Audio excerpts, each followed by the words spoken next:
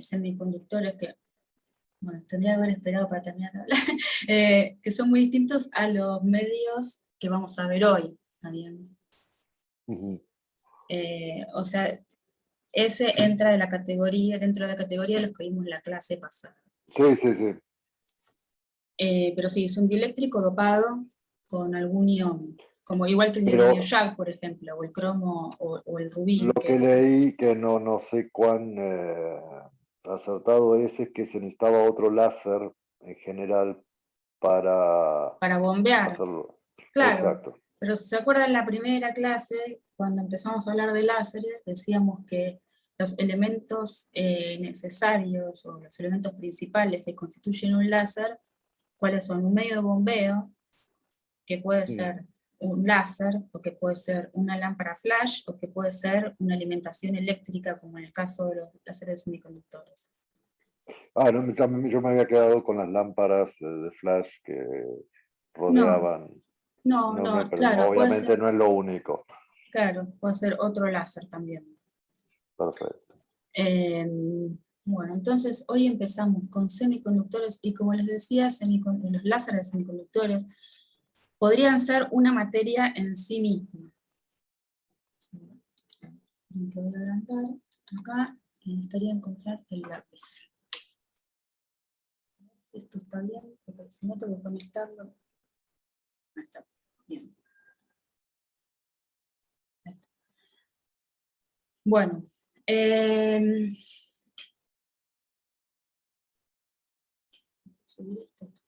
entonces, ¿qué vimos hasta ahora? Vimos que podemos tener medios que sean atómicos o medios que sean justamente lo que decíamos recién, un dieléctrico dopado con iones, ¿está bien? O pueden ser colorantes, y en todos los casos la concentración, ya sea de los iones que están dopando o de las moléculas de colorante, que son las especies activas que la sean, va a ser baja, ¿está bien? En general tenemos niveles que son niveles discretos, y miramos siempre las transiciones electrónicas, que son las transiciones que involucran el momento dipolar, ¿no? O sea, las transiciones que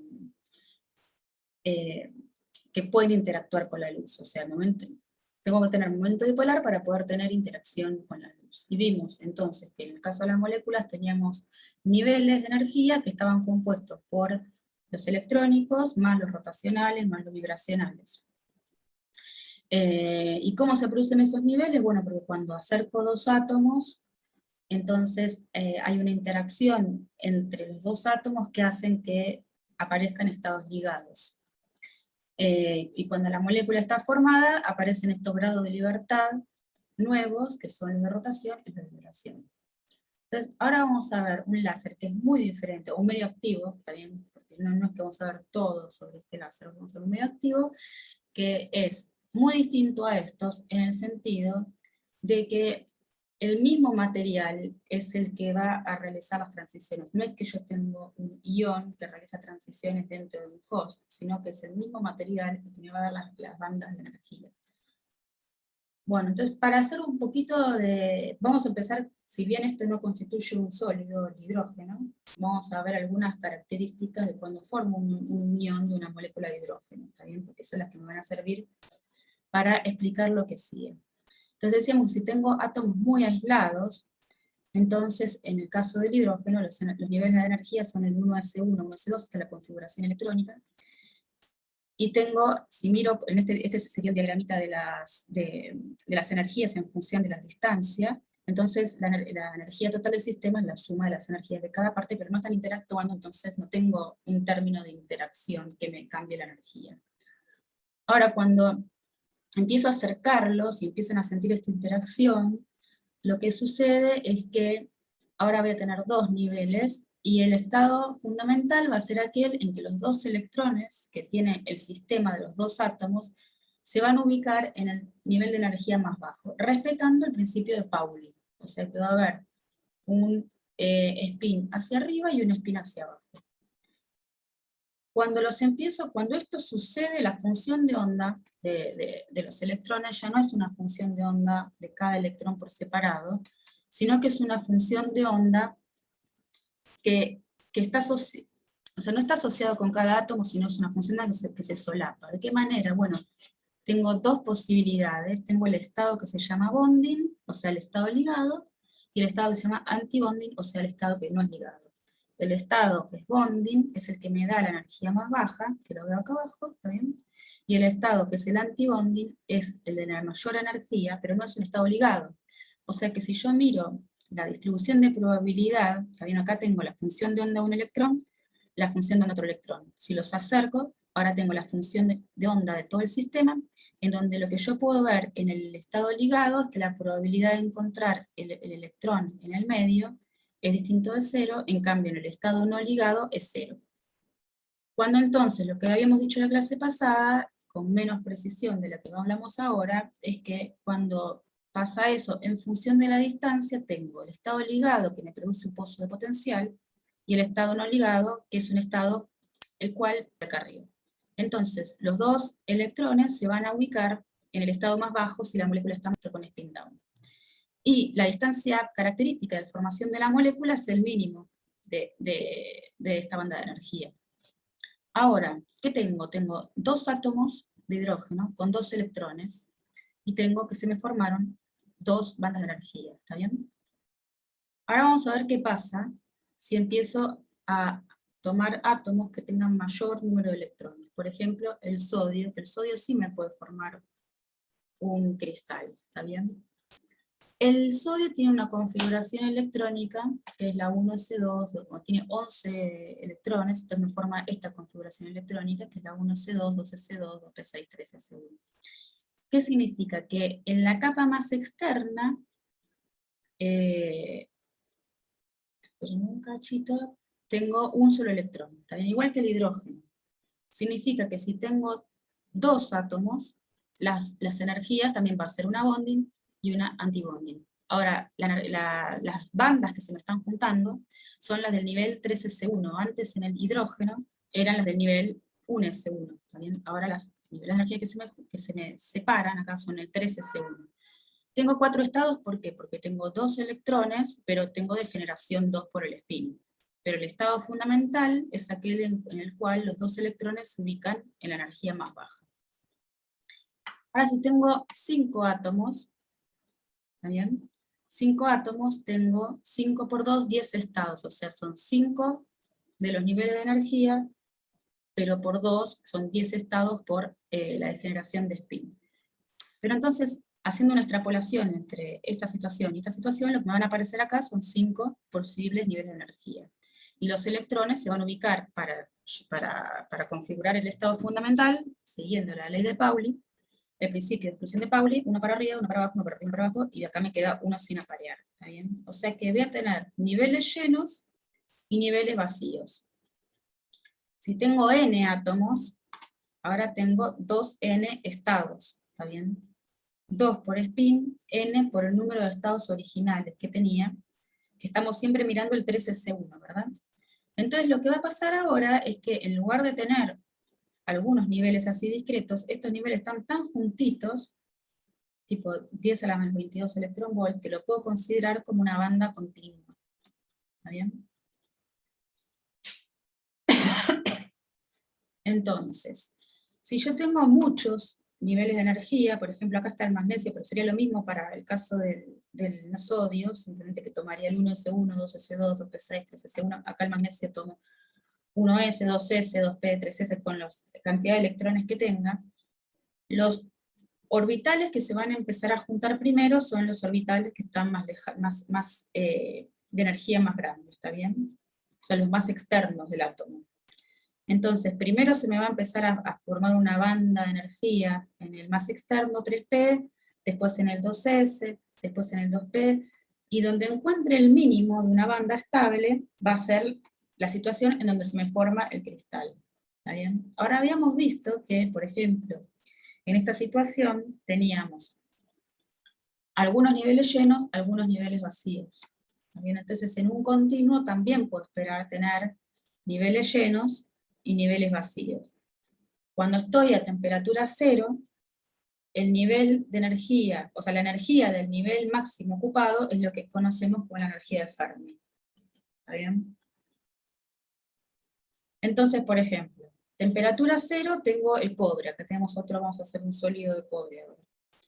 Tengo capa cerrada de argón, nivel cerrado 3 de 10, y un estado sin completar, que es el 4S1, que sería con un solo spin, que es el de acá arriba. Y después tengo cuatro niveles capas cerradas, o sea, 4 niveles en los cuales no le puedo meter más electrones. Entonces, si tengo típicamente como en un sólido que puedo llegar a tener 10 a la 22 átomos, entonces voy a tener n por 2 niveles de energía en el sólido formado. A temperatura cero todos los spins van a estar en los niveles más bajos, y voy a tener la energía de Fermi, que vendría a ser ahora esta barra azul, y estados libres de ocupación, que son los de más arriba, ¿está bien? Entonces, típicamente para temperatura ambiente, si este nivel de energía para, bueno, esta energía para el cobre es del orden de 2-3 electronvolts, y típicamente a temperatura ambiente tengo K por T son 26 milielectronvolts, ¿está bien? Que es una energía mucho más chiquita que los 2 electronvolts. O sea que a temperatura ambiente, si yo no excito los electrones del cobre de alguna manera, no puedo tener conducción, ¿está bien? O sea, están todos en sus niveles de energía más bajos. Por ejemplo, miremos ahora el diamante. Este es un metal. El diamante es otro tipo de material. El diamante, tengo un S2, 2S2, 2P6. O sea, un S2 y 2S2 están llenos, 2P2 le faltarían 4 electrones para llenarlo. Entonces tengo un S2, los 2 electrones llenos, que es lo que llamamos la capa K, porque tiene energía 1, ¿sí? Vamos repasando un poco lo que vimos en la clase pasada. El 2S2 es un nivel lleno, tiene energía 2 y está en la capa L, y el 2P2 tiene energía 2, está en la capa L y no está lleno, ¿está bien? O sea, tengo 2 orbitales llenos y uno no. ¿Cuántos grados de libertad tengo? Bueno, perdón, ¿cuántos de generación tengo? Por estar en un nivel P, tengo 3 por el número magnético, está bien, porque tengo P valía el momento angular 1, significa que M es menos 1, 0 o 1, más los 2 de spin, o sea, multiplico y me dan 6 estados posibles, ¿está bien? Entonces, tengo, si miramos la última capa, ¿no? Esta última capa, la capa L, ¿qué sucede acá? Tengo para el 2S, 2N estados, para el 2P, 6 estados, porque tengo la degeneración de momento angular y la degeneración de spin, y empiezo a juntar los átomos. También empiezo a juntar los átomos y se empiezan a generar estas bandas, se generan en esta zona orbitales híbridos, la cantidad de estados totales la tengo que mantener, y llega un momento que por las interacciones entre los distintos átomos, puedo obtener una energía más baja y una separación de bandas de energía, ¿está bien? O sea, la energía de algunos estados baja por tener interacción entre los átomos.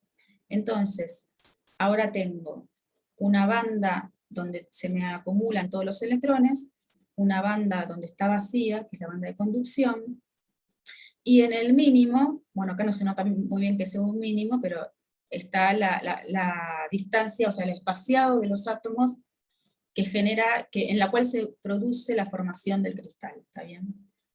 La separación de estas bandas, donde son estados no accesibles por los electrones, es lo que se conoce como el band gap. Entonces tengo una banda de valencia, donde se acomodan todos los electrones, o sea, acá te voy a tener en el estado fundamental todos los electrones, una banda de conducción, en donde si yo promuevo un electrón a la banda de conducción, ese electrón va a estar libre de moverse en el cristal, ¿está bien? Tengo mi estado bonding, en donde se ubican todos los electrones, y el estado antibonding, que es el estado no ligado, y donde el electrón se va a mover libremente. Nosotros, de ahora en más, graficamos de manera sencilla la banda de valencia y la banda de conducción como dos líneas, ¿está bien? Y esto es lo que uno normalmente ve cuando ve banda de valencia y banda de conducción, ¿está bien?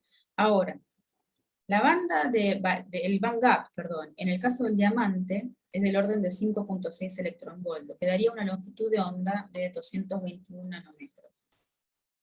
Para ese tamaño de bandas, los materiales son aislantes. ¿Qué significa? Que si yo quiero excitarlos con campos ordinarios, o sea, por ejemplo, con luz visible, con luz infrarroja, con luz ultravioleta, pero por ahí no tan corta, ¿está bien?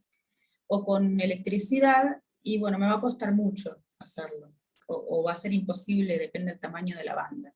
¿Está bien? O sea, siempre recuerden que para conducir yo necesito promover un electrón de la banda de valencia a la banda de conducción. Si no, el electrón no puede conducir, ¿está bien?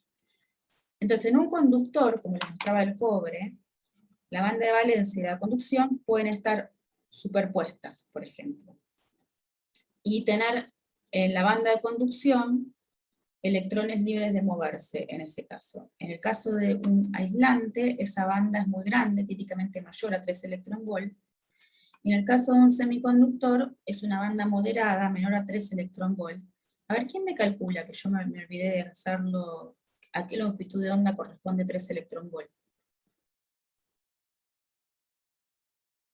Debe estar dentro del visible eso, ¿no? Pero la cuenta era fácil, ¿se acuerdan? Sí, es 1240 dividido eso. Sí, ¿cuánto me da eso? Y 1200, 400 nanómetros. Bueno, por ahí, por 400 personas. Sí, sí, creo que sí. Creo que es 300 y pico, puede ser 300. Bueno, a la calculadora. El borde del visible. El borde del visible. Ahí va. Igual hay semiconductores, por ejemplo, que, no sé, para 300 y pico también son semiconductores. Entonces es un borde medio flu, digamos, este 3 electronvolt. El óxido de zinc, por ejemplo, tiene 300, no me acuerdo exactamente el número, 300, más que 350, no me acuerdo exactamente el valor ahora. Bueno, entonces, ¿cómo son las transiciones en semiconductores? Las transiciones en semiconductores, yo voy a tener una banda moderada, la puedo excitar, transiciones ópticas, ¿no? Puedo promover un electrón de la banda de valencia a la banda de conducción iluminando. También lo puedo hacer eléctricamente. Entonces, la energía que necesito para hacer eso es una energía que sea mayor o igual que la del band gap, ¿está bien? Ahora, cuando promuevo el electrón a la banda de conducción, me queda una deficiencia de carga en la banda de valencia. A esa deficiencia de carga la llamamos hueco. Siempre me sale agujero, pero creo que algunos le dicen agujero, otros le sale hueco, pero hueco, digamos. Entonces, ¿cómo es eso en la realidad, digamos, en lo que sería un cristal, ¿no? Porque es como si, bueno, tengo un electrón en la banda de valencia, genera un hueco, ¿qué significa eso? Bueno, si yo tengo un cristal, supongamos que esto es un cristal, significa que un electrón que participaba de una ligadura, lo voy a excitar de manera que ahora está libre de moverse en el cristal, o sea, ahora puede moverse como una onda plana, vamos a ver después, y ahora la ligadura me queda incompleta, ¿está bien? O sea, ahí tengo el hueco y tengo el electrón que se puede mover por el cristal. Ahora, cuando hay un electrón libre y hay una deficiencia de carga, o sea, un hueco, significa que también puedo recombinar. Y esa recombinación, o sea, la forma de ceder esa energía del electrón puede ser emitiendo un fotón, lo cual se llama recombinación radiativa, ¿está bien? ¿Cómo se recombinan? Y porque se atraen, ¿está bien? El hueco tiene una carga opuesta, igual, pero opuesta a la del electrón. Entonces se atraen, se recombinan, para lo cual tendrá que estar con sus funciones de ondas solapadas, ¿no? Para que estén cerca, si le metemos un poco de cuántica también. Entonces, si relaja por fonones o por colisiones, entonces puede ceder su energía a la red produciendo vibraciones en el cristal, ¿está bien? O sea, si relaja colisionando, puede ceder su energía a la red produciendo oscilaciones de los iones del cristal, o sea, de los átomos que están por acá. Entonces, la energía sí, por recombinación radiativa es la energía del band gap, ¿está bien? El electrón que está en el borde de la banda de conducción se puede recombinar con un agujero que está en la banda de valencia para dar lugar a la emisión de un fotón. Bueno, ¿cómo se ve eso en un cristal? Bueno, el electrón que estaba por ahí dando vueltas viene a llenar el espacio de la ligadura incompleta, o sea, del hueco, ¿sí? Bien. Entonces, así como el electrón se puede mover libremente en la banda de conducción, ¿está bien? Y eso significa que el electrón fue promovido, sacado de su ligadura y ahora puede usarse para conducir, se mueve como una onda plana. El hueco lo puede hacer también, pero en la banda de valencia. ¿Está bien? O sea, todo lo que le pasa al electrón en la banda de conducción, le pasa, pero con signos cambiados, al hueco en la banda de valencia. Cada vez que digo la banda de Valencia me suena la nube de Valencia. No sé por qué. El hueco está en la nube de Valencia. Es muy roca. Ahí va. No se borra, no sé por qué. Yo no lo veo en la pantalla de la compu. Ahí está. Bien.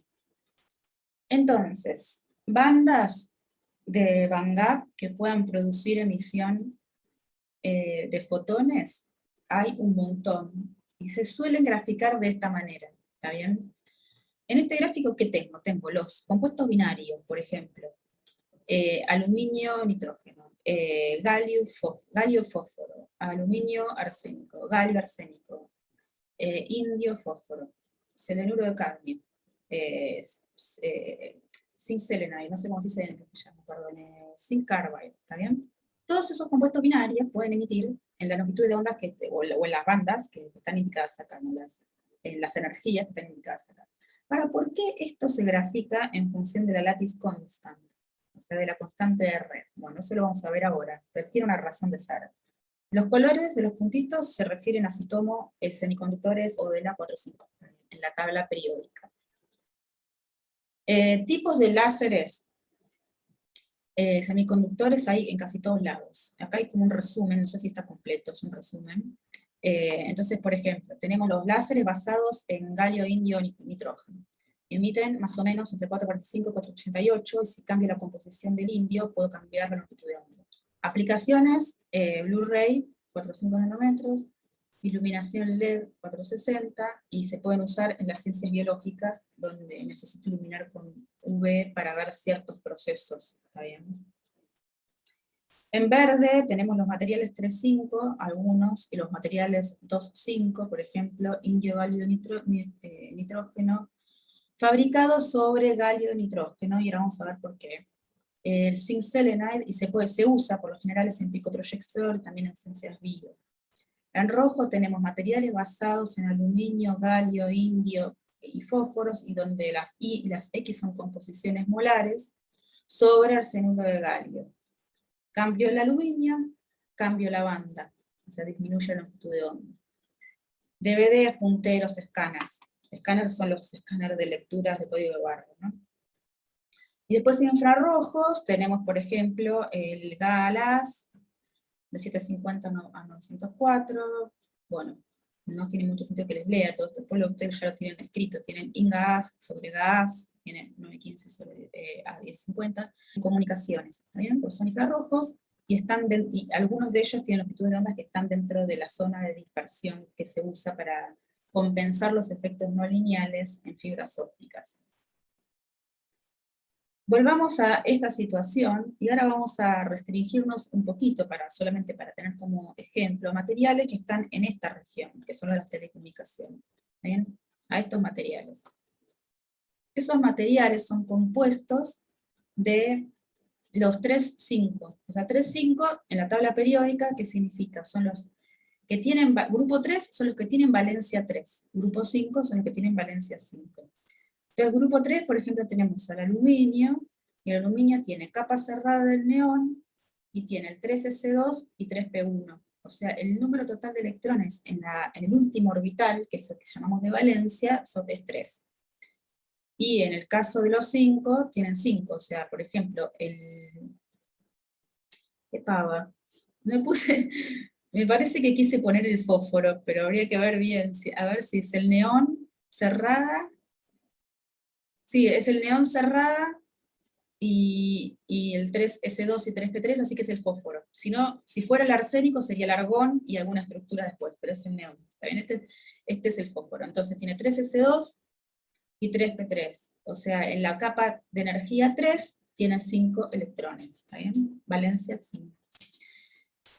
Usando estos materiales, puedo formar, por ejemplo, los basados en indium phosphide, láseres que van en 1.55 a 1.3.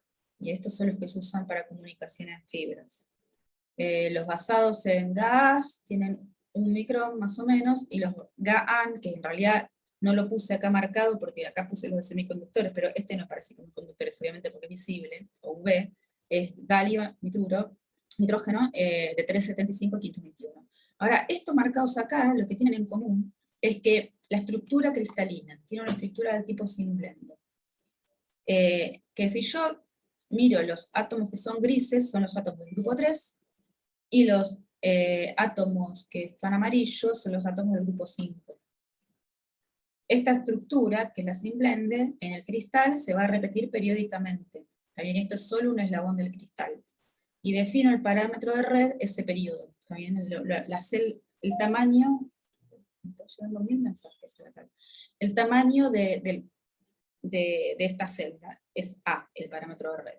Ejemplo de Zinc-Blende, indium phosphide, gallium arsenide, silicon, ¿está bien?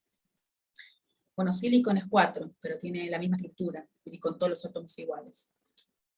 Bueno, entonces, si miro esa pequeña región que les había mostrado en el gráfico de Van Gap en función de lattice constant, ¿cómo voy a usar estos gráficos? Es la pregunta. Te digo, bueno, si yo quiero construir un láser, o un LED, ¿no? También sería un láser, digamos, en un sustrato de indium phosphide, que emita en 1.55. ¿Qué voy a hacer? Bueno, digo, si quiero fabricarlo sobre el sustrato de indium phosphide, lo que tengo que hacer es moverme por este parámetro de red, ¿está bien? Que es 5.86, etc. Si tengo que moverme por, si quiero un bandgap, perdón, una longitud de onda de 1.55, ¿quién me dice cuál es el bandgap de 1.55? La energía.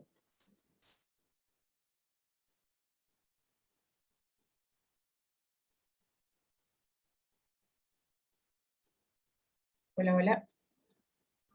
Cerca de Hola, uno. dame un segundo. Es 1,5 por 10 a la menos 6. No. A ver. Son 10 a la menos 3. 1550 nanómetros, son, ¿no? 0,8 puede ser. 0,8, claro. Sí, cercano a 1. Entonces, 0,8 es esta línea que marqué acá, y lo que voy a decir es que existe algún compuesto que está donde se intersectan estas dos líneas, en el punto rojo ahora, que está formado por los que están acá en las esquinas, o sea, gallium arsenide, indium phosphide, y NAS, indium arsenide, ¿ven? Que si yo encuentro quién es X, quién es Y, me va a dar el parámetro de red y la energía que yo quiera. ¿Está bien? Ahora el tema es cómo encuentro eso, ¿no?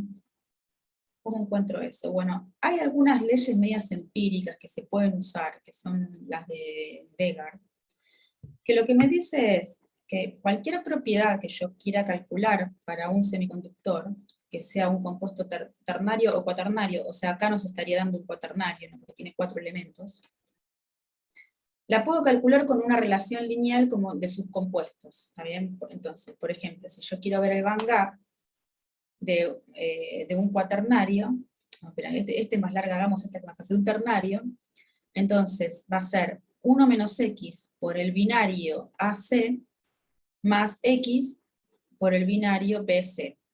¿Está bien? Es una ley empírica, una aproximación lineal, que lo que se puede hacer es usarla, fabricar el material y después ver cuán lejos estuve de lo que estaba buscando. ¿Está bien?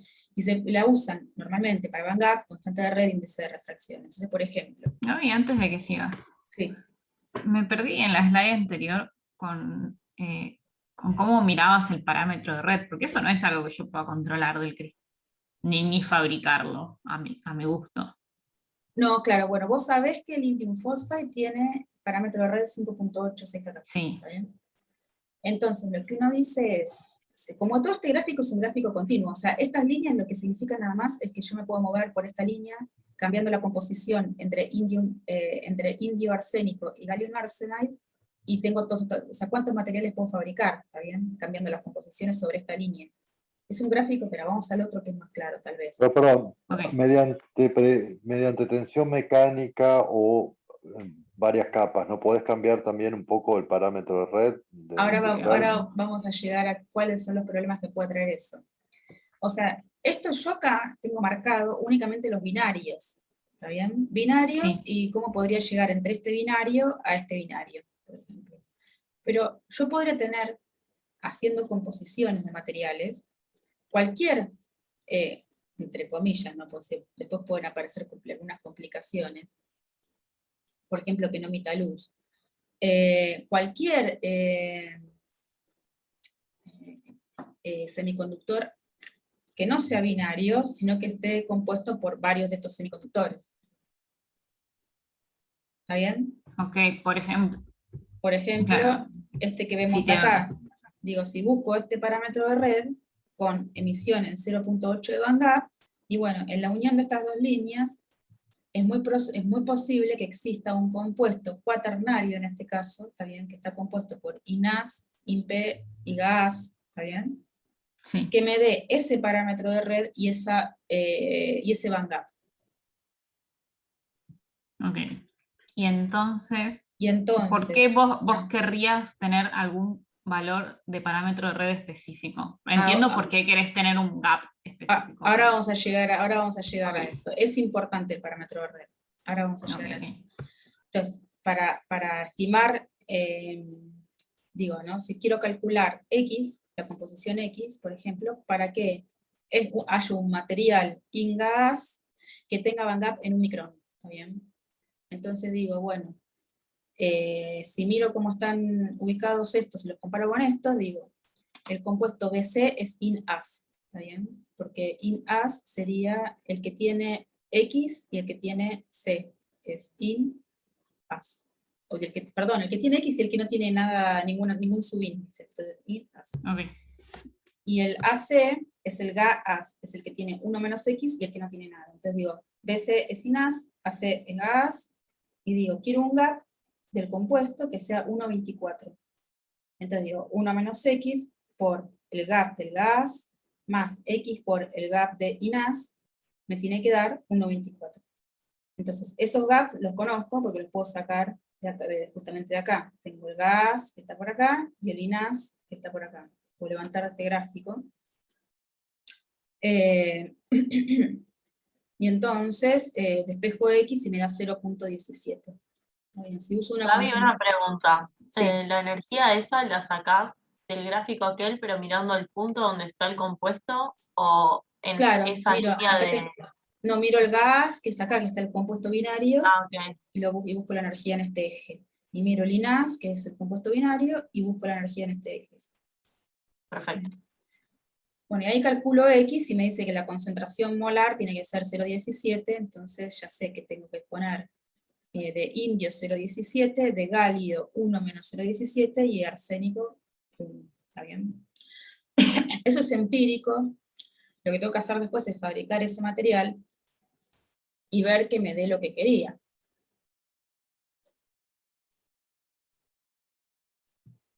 Y después, si no me da, tendré que hacer alguna modificación. Pero bueno.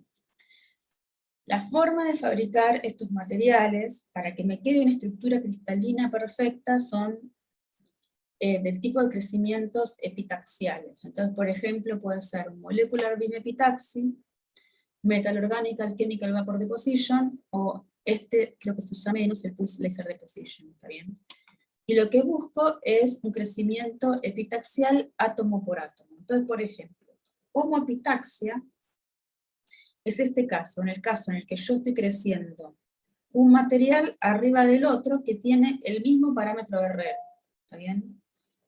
En este caso, acá me están preguntando si programan la inscripción, y yo para que programen la inscripción necesitaría que me manden los papeles, chicos.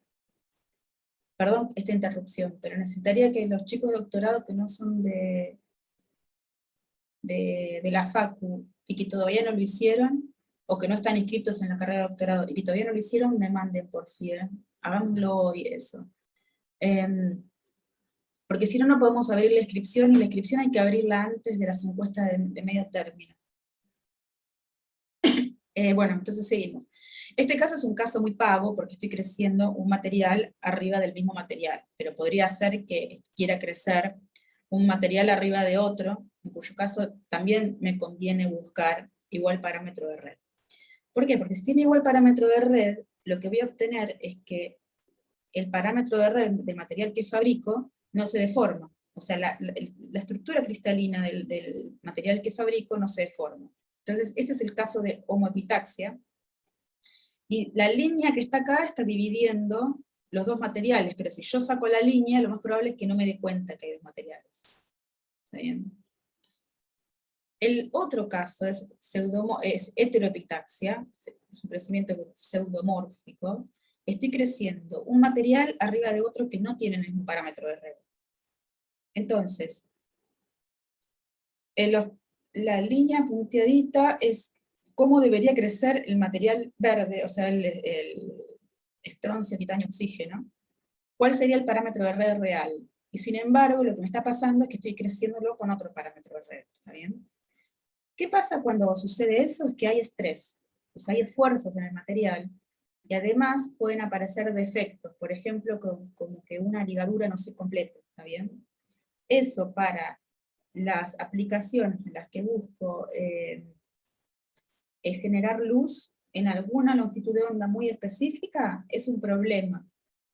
Es un problema porque, por ejemplo, si yo tengo un defecto, por ejemplo, que para poder crecer el material este átomo me desaparece, o me aparece un átomo de otra cosa que haya perdido en la cavidad, esos defectos atrapan la radiación. ¿Está bien? Si atrapan la radiación, lo que me va a pasar, eso lo tendría que haber dibujado acá, por ahí, pero lo dibujo acá. Yo tenía tenía el esquema simplificado de las dos bandas. Lo que sucede es que me aparecen niveles dentro de la banda. Entonces, ¿qué puede pasar? Puede pasar o que esa energía se vaya en forma de fonones en el material, o que esa energía me produzca transiciones de otras longitudes de onda.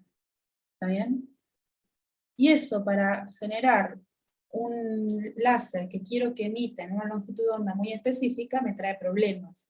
¿Está bien? Entonces, eso, además de que también el material se me puede quebrar, etc. Si bien hay láseres que usan estrés para algunas cosas, que se llaman los Quantum Well Strain Lasers, que no lo vamos a ver hoy, pero lo podemos ver más adelante.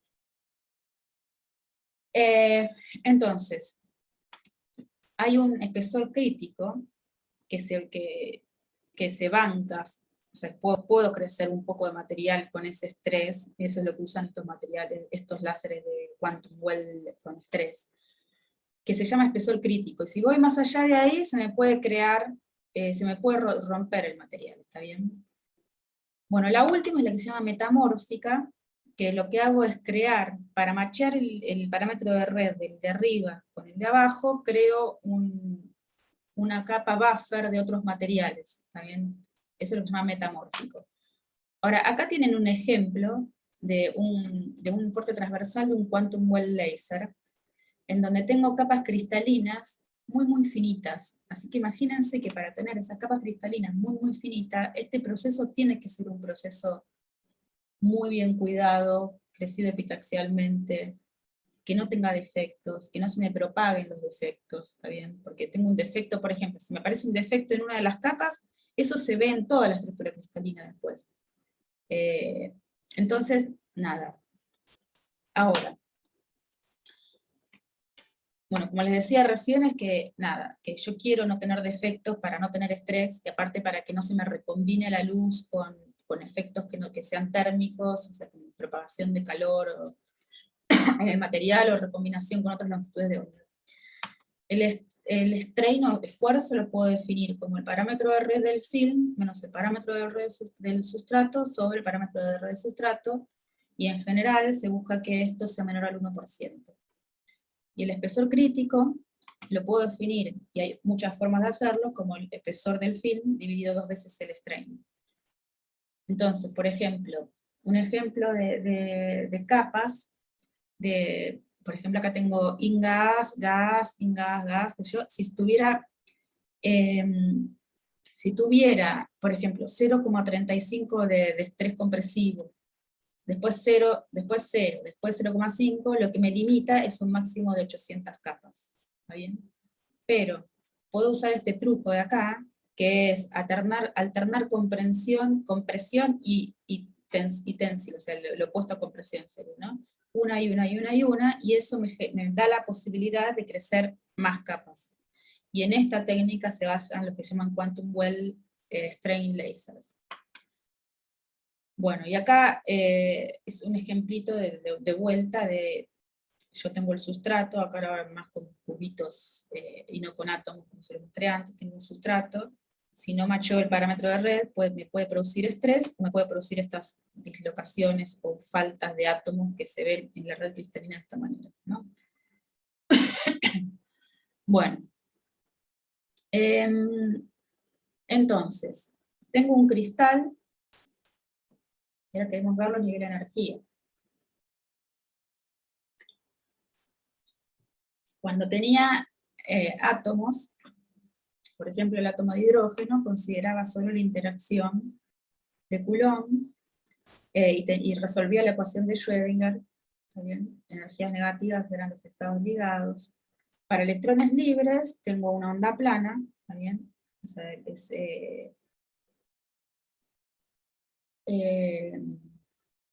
E a la ica R, ¿está bien? En la ecuación de Schrödinger tengo la energía cinética más la potencial, que es, la potencial va a ser una constante para una onda plana, la cinética la puedo escribir como h barra k cuadrado sobre 2m, entonces puedo despejar,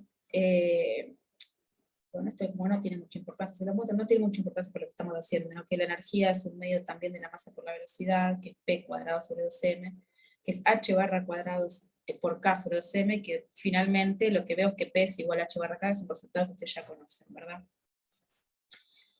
Cuando yo tengo un cristal, ahora el potencial no es ni una constante, ni es un coulombiano, sino que es un potencial periódico, cuya periodicidad me da la posición de los átomos. Acá este es un ejemplo para una red unidimensional. Propongo para la solución, no lo vamos a resolver, vamos a hablar simplemente de los niveles de energía, pero propongo para la solución una función periódica por una onda plana, ¿está bien? Y además, esto es unidimensional, pero en un cristal real tengo varias direcciones en las cuales la onda se puede propagar, ¿está bien? O sea, tendría varias de estas funciones para cada dirección. Entonces, estábamos con la red cúbica del gallium arsenide, los posibles Ks me da lo que se conoce como el espacio recíproco, que es básicamente el espacio de los Ks, y me dice cuáles son las direcciones importantes en las que tengo que tener en cuenta para que se mueva el electrón, y para el caso de la red cúbica del gallium arsenide, el espacio recíproco es el espacio de los Ks, las direcciones más importantes son la 100, medida desde el gamma, en este caso la 100, que es esta, ¿está bien? Y la 111, que es esta. Cuando yo resuelvo las energías para este sistema, lo que veo es que las energías son esta cosa así complicada, ¿está bien? Tengo una banda de valencia, que está de abajo, y que lo grafico en función de K, ¿está bien? Entonces, energía en función de K. O sea, que grafico entre este punto y esta dirección, la dirección 111, y entre este punto y para allá, la dirección 110, ¿está bien? Las bandas de valencia son varias y tienen nombres particulares que se llaman heavy hole, light hole, split hole. Ahora vamos a ver por qué, pero recuerden que en la de valencia, para tener transiciones radiativas, necesito generar agujeros. También siempre necesito, para tener transiciones radiativas, electrones en la conducción y agujeros en la de valencia. Entonces las de valencia se suelen llamar las bandas de agujeros, son las heavy, light y split off, y ahora vamos a ver por qué heavy light, ¿está bien? Ahora, esta forma es típica, por ejemplo, para materiales radiativos como el óxido zinc, en donde tengo la banda de valencia y la banda de conducción con su mínimo y su máximo respectivamente alineados, ¿está bien? Ahora, estos son los que se llaman banda de conducción, perdón, de banda, acá hay que poner directa, no indirecta, perdón. Esto es directa. Directa. Esa es la banda directa. Ahora, otros materiales, como por ejemplo el silicio, que es en este caso un material aislante, pero puede haber semiconductores también con banda indirecta, o sea que el mínimo de la banda de conducción esté corrido respecto del máximo de la banda valencia. Ahora, lo que nosotros vemos en común para todos estos materiales es la forma. Fíjense la forma que tiene el mínimo de la banda de conducción y el máximo de la banda de valencia. O sea, lo que se parece mucho es una función cuadrática. Entonces, la curvatura de esa función cuadrática la puedo calcular con la derivada segunda, ¿está bien? Lo puedo hacer en la banda de conducción o en la banda de valencia. Y en ese caso, puedo escribir la energía con una aproximación cuadrática, ¿está bien? En donde digo que es h barra k sobre 2 veces la masa, con la masa h barra sobre la derivada segunda, ¿está bien? Es un desarrollo cuadrático de la banda de valencia y la banda de conducción. Entonces, ahora los electrones en la banda de conducción y los huecos en la banda de valencia tienen masas efectivas. ¿A qué se deben esas masas efectivas? Bueno, que no es lo mismo que un electrón, porque se mueva libremente, donde libremente es libremente, no hay ningún potencial, a que un electrón se mueva como una onda plana, pero atravesando por los iones del cristal. Entonces la masa del electrón efectiva se ve modificada por el campo de los iones del cristal. ¿Está bien? Ese es el significado de estas masas. Y bueno, tengo una heavy hole y una light hole, porque cada una de estas bandas, que se ven mejor acá, ¿no? Estas bandas van a tener distinta derivada, entonces me va a resultar algunas masas más livianas que otras, digamos. Algunas masas más chicas que otras. Bueno. Gaby, ¿te hago una pregunta? Sí. Yo tengo un leve recuerdo de estructura 2, pero capaz que vos tenés más, en donde, por ejemplo, viendo esas curvas, se ve que, primero, las mínimos y máximos de las bandas de conducción y valencia, respectivamente, están en las direcciones principales del cristal, ¿no? Caen en las direcciones del cristal. Están en gamma o, no sé, en alguna de esas. Bueno, en realidad sí, para algún punto, ¿no? O sea, acuérdate que K varía acá en el eje horizontal, ¿no? Sí, O sea, pero lo que digo es que los mínimos y máximos caen en alguna de los puntos de las direcciones, o sea, en los puntos importantes de la estructura cristalina. Sí. No sé si recordás bien por qué ocurría eso. Y segundo, también porque veo que justo en esos puntos está degenerado. La banda de, por ejemplo, en las de Valencia, las light holes y heavy holes, las dos tienen la misma energía. Justo en el punto, sí, pero... Claro, el máximo del mínimo también hay degeneración. Sí, no, la verdad que no me acuerdo. ¿No era porque eran puntos de alta simetría? Claro, sí, tiene sentido. Yo lo que me acuerdo vagamente era eso. No podría ir más lejos ahora, pero si lo buscás por ese lado quizás. La verdad que no me acuerdo. Sí, lo que pasa es que el eje horizontal es K, pero en realidad no es K continuo, ¿no? En esos gráficos tipo de L a gamma se van repitiendo. Entonces son los mínimos de plegado. energía, pero claro, está plegado en la zona de Bruglian, una cosa así.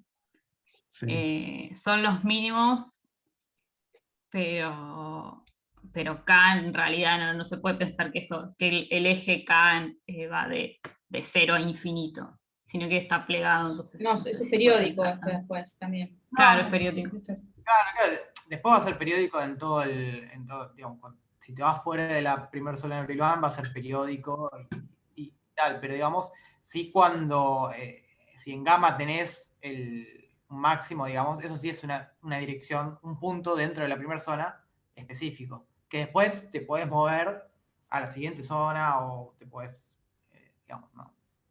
Mover en espacio recíproco a otra zona de Brillouin y va a estar el mismo punto.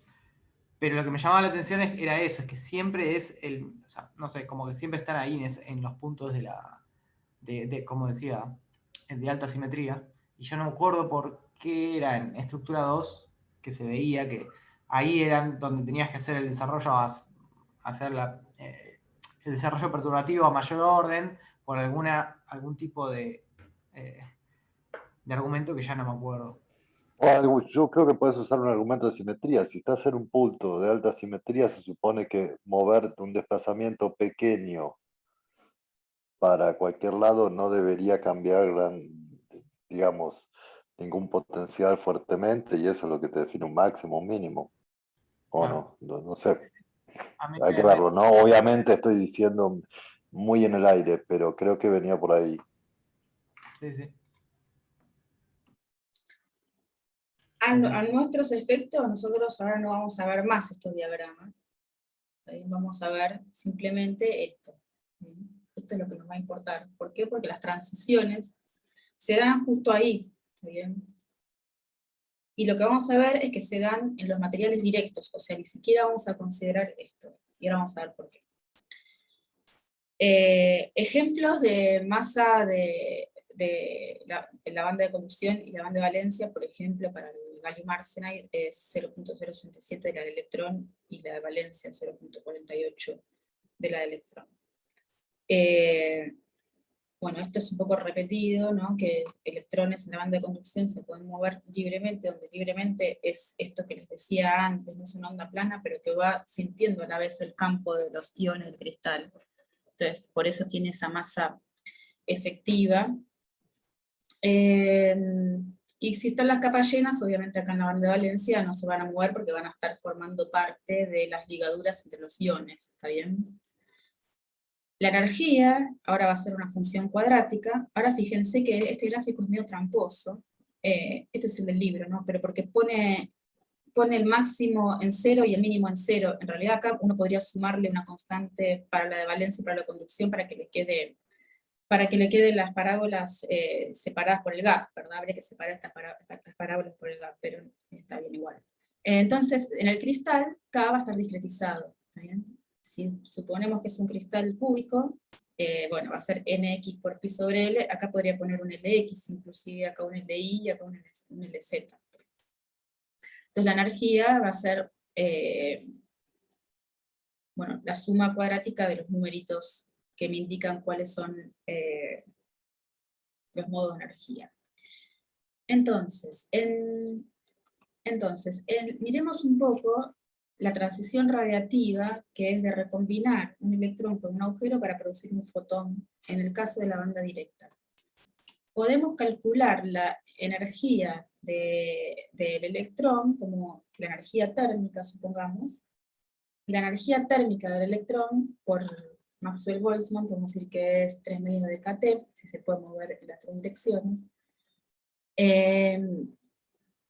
Entonces, H barra por cada electrón, que también puede ser M por B, o sea, el momento, me da esta cantidad, que es 1.59 por 10 a la menos 3 kilogramos metros sobre segundo. En el caso del fotón, el momento del fotón generado es H sobre lambda. Y H sobre lambda para este gap me da del orden de 10 a la menos 28. Lo que significa que el momento del fotón es mucho más chiquito que el momento del electrón. Entonces, si yo pido que se conserve momento, porque las transiciones se conservan momento y energía, lo que veo es que la variación de momento del electrón es prácticamente nula. Lo que significa es que las transiciones van a ser verticales. ¿Está bien? Por eso, si yo tengo un material indirecto, es un material que es muy poco eficiente. O sea, en material directo, en semiconductor directo, tengo transición vertical. En el que es indirecto, también tengo que tener una transición vertical, pero entonces me tengo que ayudar de un fonón para que el electrón baje la energía y haga la transición, ¿está bien? Por eso estos materiales como fuentes de iluminación son muy ineficientes, pero sí se pueden usar para detectar, por ejemplo el silicio, ¿está bien? O el germanio. Son materiales indirectos que no los uso para generar luz, pero sí puedo usar fotodiodos, por ejemplo, ¿está bien? Típicamente fotodiodos de germanio y silicio hay un montón, son los que se conocen. Bien, entonces tenemos las energías, ahora queremos calcular las poblaciones, igual que hacíamos antes, ¿no? ¿Cómo calculamos las poblaciones? Bueno, entonces yo digo, si tengo un número de electrones, siempre recuerden que quiero generar electrones en la banda de conducción, quiero generar huecos en la banda de valencia para poder recombinar y generar luz. Entonces, en la banda de conducción voy a tener un número NE de electrones por unidad de volumen por unidad de energía. ¿Y eso cómo lo voy a calcular? Lo voy a calcular como la distribución de probabilidad, o sea, la probabilidad de encontrar un electrón con energía E, multiplicada por la de generación, ¿está bien? Bueno, diferencial E.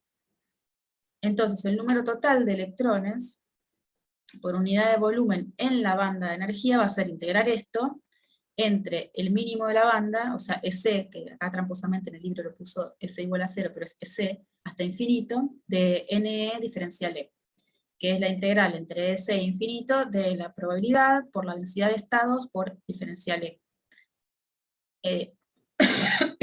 Con energías dada por la parábola, ¿está bien? Le podríamos sumar la energía del S, ¿está bien?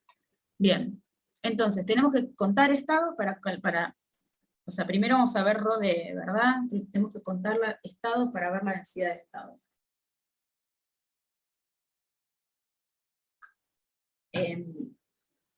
Esto en gris es lo que conocemos, tenemos una función de onda periódica, la energía es aproximada por una cuadrática, por su masa efectiva, K está discretizado, la energía es la suma cuadrática de cada K, y puedo despejar K en función de la energía. Entonces, lo que digo es, supongamos que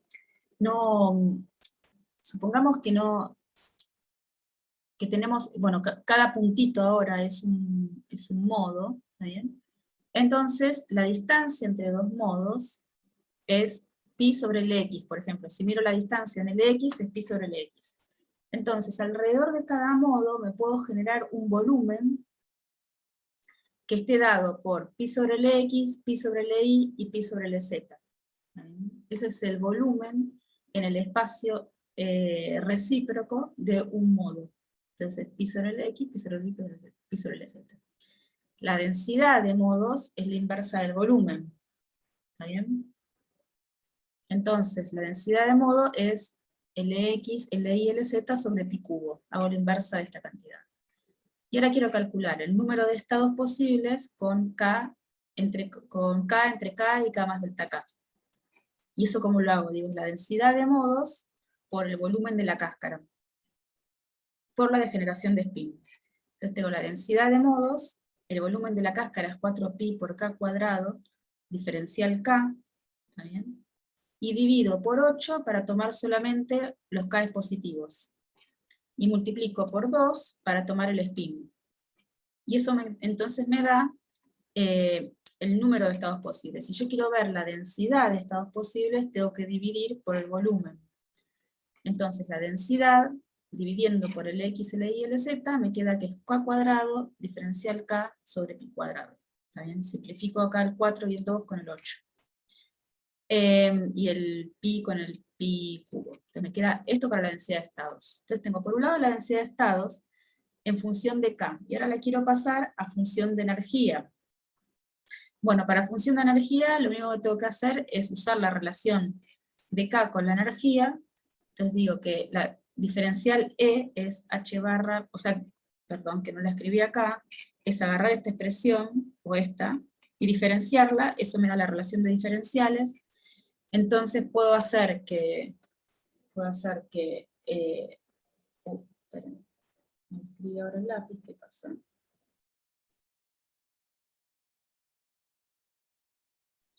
Rho de K sea rho de E por dk a dE por dE.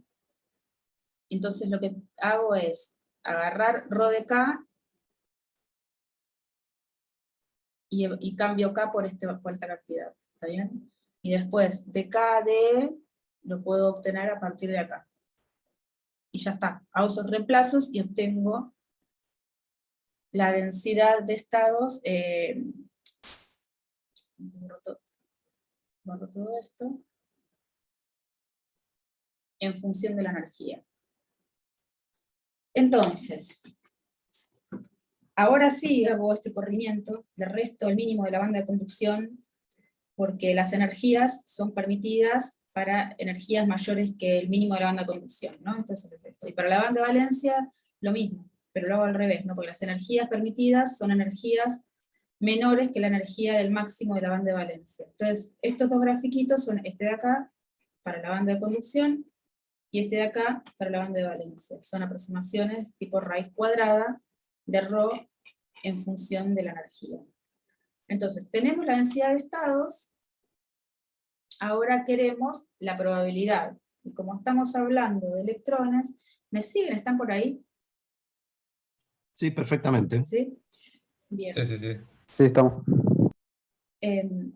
Ahora entonces lo que me importa es la probabilidad, o sea, la probabilidad de encontrar un electrón con tal energía. Y eso es la distribución de Fermi, porque son electrones, básicamente. Entonces, la distribución que me importa es la de Fermi. A temperatura cero es un cuadrado, que es este que está negro acá, cuadrado negro, que lo que me dice es que el máximo nivel de ocupación es el que me da la energía de Fermi, y la probabilidad es 1, básicamente. Si aumenta la temperatura, se me empiezan a borronear estos bordecitos, ¿está bien? Y entonces térmicamente puedo acceder, excitando térmicamente electrones que están por acá, a estos niveles de energía, ¿está bien? Esto lo puedo hacer térmicamente. Los niveles más bajos siguen ocupados. O sea, ¿qué significa esto? Que cuando yo excito térmicamente, los electrones que excito son los que están cerca del nivel de Fermi. ¿Está bien? Son estos. Bueno, entonces ahora queríamos hacer esta cuentita, ¿no? Que no nos va a importar tanto la cuenta, sino mirar cómo es el comportamiento, ¿no? Pero esta cuenta es el producto de la probabilidad multiplicado la densidad de estados. O sea que ahora quiero ver conjuntamente este gráfico multiplicado con este. Bueno, uno puede resolver la ecuación para un caso donde la energía de Fermi es cerca de la energía de conducción y obtiene un crecimiento exponencial, o sea, no tiene mucho sentido que vamos a resolver esta integral, pero lo que me dice es que la población de electrones en la banda de conducción, si tengo la energía de Fermi cerca de la energía mínima de la banda de conducción, y bueno, va a aumentar exponencialmente, eso es lo que me está diciendo, básicamente. Pero bueno, este es el comportamiento que queremos ver, y para los huecos en la banda de valencia, la probabilidad es 1 menos la de Fermi, ¿está bien? Pero entonces es 1 menos la de Fermi multiplicada por ρ. Entonces vamos a mirar qué pasa cuando yo multiplico estas dos funciones. A temperatura cero, lo que tengo es que en la banda de conducción, o sea, ahora estoy graficando eje de energías vertical, ¿no? Pues acá tengo la densidad de estados para conducción, la densidad de estados para valencia, la probabilidad según la distribución de Fermi. Si miro la banda de conducción, bueno, es cero la probabilidad, la temperatura cero, entonces no tengo electrones en la banda de conducción. Si miro la banda de valencia, como tengo que hacer 1 menos la de Fermi, hago densidad de estados por 1 menos 1, que es 0, no tengo agujeros en la banda de valencia. Eso es lógico porque habíamos dicho que estaban todos los electrones llenando los niveles de la banda de valencia. Por lo tanto, a temperatura cero no puedo tener recombinaciones, según para un semiconductor según este esquema, ¿verdad? Perdón, una pregunta. ¿Ahí la energía de Fermi no estaría en una zona prohibida? Sí. La podrías poner acá abajo y sería lo mismo, pero en general está en Ok, listo. estaría en el medio de las dos. ¿Cómo Para es eso los- que está en medio de...? Para los intrínsecos. La podés poner acá y es igual, ¿no? Porque no, igual te va a dar 0 por 0, te va a dar 0 por 0. Ok, pero digamos, no es que tenés electrones en esa banda, ahí en esa no es que tenés. energía. No. Ok, listo, está bien. Estos son los que se llaman intrínsecos, ¿está bien? Materiales puros sin impurezas, semiconductores intrínsecos. Ahora, si aumentamos la temperatura, decíamos que esto se deformaba. Entonces, si se deforma, ahora tengo un pedacito de algo distinto de 0 para multiplicar por la densidad de estados, entonces tengo acá esto, un poquito de electrones. Y acá lo mismo, porque esta curva acá no es derecha, ¿no? O sea, miren que, o sea, acá, tengo que sacar las caras del medio. Si miro acá, o sea, acá tengo algo que si hago 1 menos esto no me da 0, entonces al multiplicar por esto me da también un poquito de huecos ahí en la banda de valencia. Entonces, bueno, está bien, acá uno podría decir que yo sí puedo hacer recombinaciones. Lo que pasa es que para tener recombinaciones que sean eficientes, necesito tener muchos electrones en la banda de conducción y muchos agujeros en la banda de valencia. Entonces, esta situación para un material intrínseco no me da una emisión eficiente para dispositivos optoelectrónicos. Entonces, ¿qué es lo que se hace? Se generan los semiconductores dopados, ¿está bien? Por ejemplo, entonces, acá tenemos el ejemplo de dopar al silicio, y lo podemos dopar con fósforo o con boro. Entonces, si lo dopo con fósforo, por ejemplo, ¿qué tengo? El fósforo tiene 5 electrones de valencia, y el silicio forma enlaces con 4 electrones de valencia. Entonces, si uso 4 electrones del fósforo para formar los enlaces, lo que me queda es un electrón libre de moverse. ¿Está bien? Entonces, el fósforo ahora pierde un electrón, que ahora es libre de moverse, se queda ionizado positivamente, pero tengo electrones sueltos en el semiconductor. ¿Está bien? Esto es lo que se llama dopaje tipo N. Cuando pasa eso, aparecen unas bandas o niveles de donores que se llaman por debajo de la banda de conducción y me sube el nivel de Fermi. En los tipo P, ¿por qué sube el nivel de Fermi? Porque tengo más electrones de los que tenía originalmente. Entonces el nivel de Fermi va a ser más alto. Un tipo P sería, por ejemplo, dopar con boro. El boro tiene 3 electrones, y el silicio necesita 4 para formar el cristal. Entonces, significa que para unir el boro al silicio, necesito que un electrón de algún enlace se mueva para llenar esta unión. Entonces, ahora me quedan defectos en las uniones, que son los que llamo agujeros. ¿Está bien? Este es un dopaje del tipo N, del tipo P, perdón. Al suceder que el electrón va hasta el enlace y completa esta unión, el boro ahora va a estar más electronegativo que antes, entonces va a ser un ion negativo. Análogamente, para el caso de dopaje tipo P, me van a aparecer niveles que se llaman receptores acá, y la energía de Fermi me va a bajar. ¿Por qué? Porque tengo menos electrones que los que tenía cuando tenía el silicio original. ¿Bien?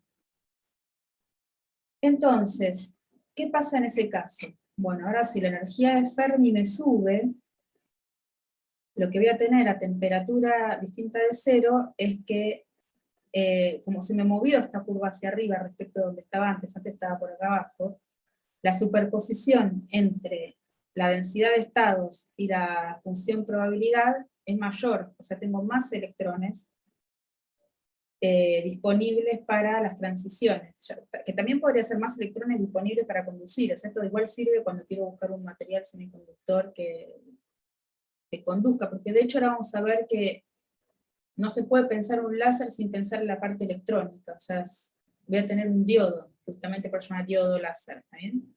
Entonces, tengo acá más electrones.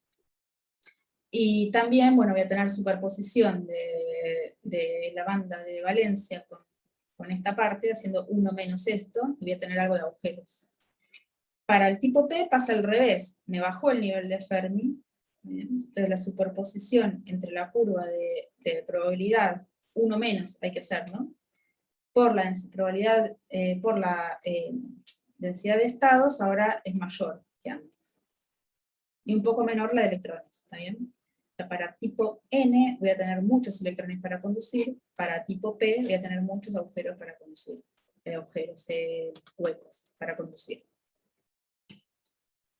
Entonces, ahora tengo estos dos, voy a escribir directamente en gris, y no voy a poner esos niveles de donores, directamente pongo la banda así, ¿vale? Entonces ahora tengo un material tipo P y un material tipo N, y lo que voy a hacer es juntarlos para formar la conocida juntura PN. Tipo P, tengo más huecos y tengo iones en la red, negativos en la red cristalina. Tipo N, tengo electrones libres y iones positivos de la red cristalina. Bueno, cuando los junto, lo que sucede es que hay una difusión de carga entre los dos materiales, ¿también? O sea, los electrones de tipo N van a querer ir a esperen un cacho, esto... Un cacho, sí. O sea, los electrones van a querer atraerse con los huecos, entonces en esta zona se van a ver recombinados electrones y agujeros, quedando únicamente iones negativos de un lado, iones positivos del otro, formándose acá la juntura o región de empobrecimiento o depletion layer, que se suele llamar. Ahora tengo una diferencia de potencial entre esta parte y esta parte, de manera que hay un campo que se dirige hacia allá, en la juntura. En esta región hay mayoritarios electrones, pero hay algunos agujeros, por lo tanto, y acá, pero hay algunos electrones, entonces va a haber una pequeña corriente que se debe a esto, a los minoritarios, ¿saben? Esta corriente se debe a los minoritarios. El nivel de Fermi va a tratar de equipararse, o sea, antes tenía los niveles de Fermi separados, ahora el nivel de Fermi va a tratar de equipararse. Desde un lado voy a tener agujeros, ¿bien? Y del otro lado voy a tener electrones en la banda de conducción.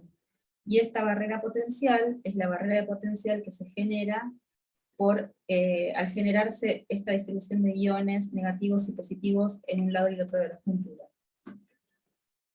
Esto es como funciona un diodo normal, o sea, podemos representar a la juntura como un diodo, también que era esto, lo que mirábamos en Labo 3 o Física 3, ¿está bien? Me parece un cartel que tengo bajos recursos, así que hay que ver. ¿Me escuchan bien o cortado ustedes? Perfecto. Bien. Perfecto. Perfecto. Está bien. Bárbaro. Bueno, entonces, a ver, bueno, nada, algunos datos de la capacidad iba como el área sobre la distancia, ¿está bien? No sé si...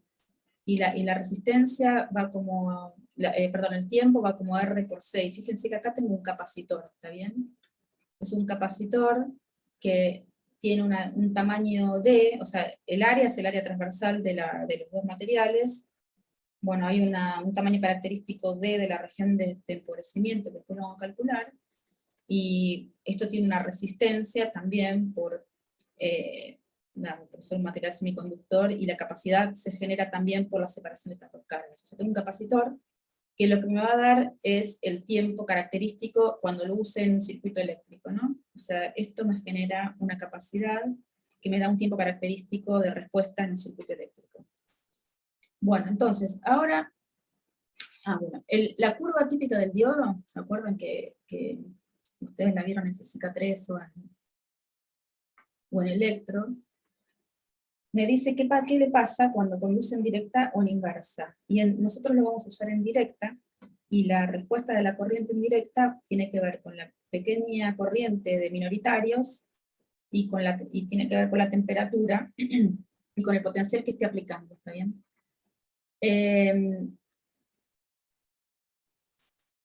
Cuando lo conecto en directa, o sea, estoy conectando el polo positivo de una batería al polo positivo del material, o sea, el tipo P, y el negativo al negativo, lo que sucede es que me aparece un campo opuesto a este, ¿está bien? Porque el campo va de más a menos, o sea, iría de más a menos, o sea, apuntaría, voy a dibujar, para allá, mientras que el campo de la juntura apunta para el otro lado. Eso es equivalente a pensar en que la barrera que yo tenía acá arriba me disminuye, ¿está bien? Esta barrera me disminuye.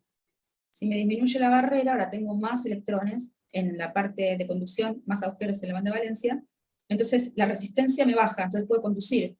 Y eso es esto, ¿no? Puedo empezar a conducir. Esperen ahora, voy a borrar esto. Ahora, lo que estoy haciendo cuando conecto una batería es inyectar electrones en el material tipo N, ¿no? Inyecto electrones de un lado y equivalentemente genero huecos en el otro. Entonces, ¿qué pasa? Estoy inyectando electrones acá y generando huecos acá. Los electrones van a tratar de juntarse, que se van a mover hacia allá, ¿está bien? Se van a querer juntar con los huecos que se mueven para el otro lado, en esta región. Entonces aumento la probabilidad de recombinación y van a emitir luz. ¿Está bien? Al juntarse en la zona de empobrecimiento, porque los electrones se mueven para allá, estoy diciendo para allá, ¿no? Y los huecos se mueven para allá, ¿está bien? Aumento la probabilidad de que se recombinen en esta zona generando luz. Entonces, ahora, lo que tengo acá no es un láser, esto es un LED, ¿verdad? Porque tengo emisión para todos lados, nadie me dijo que todavía que estaba laseando, esto es un LED. Entonces puedo estimar el tamaño de la juntura como, acuérdense que era un proceso difusivo por el cual la juntura se forma, está bien acá, la juntura se forma por difusión de electrones y huecos, con lo cual puedo decir que el tamaño característico de la juntura es el coeficiente de difusión por el tiempo característico de recombinaciones.